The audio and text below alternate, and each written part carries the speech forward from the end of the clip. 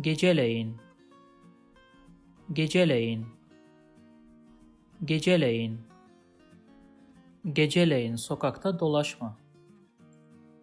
Geceleyin sokakta dolaşma. Geceleyin sokakta dolaşma. Geceleyin uykum gelmiyor. Geceleyin uykum gelmiyor. Geceleyin uykum gelmiyor.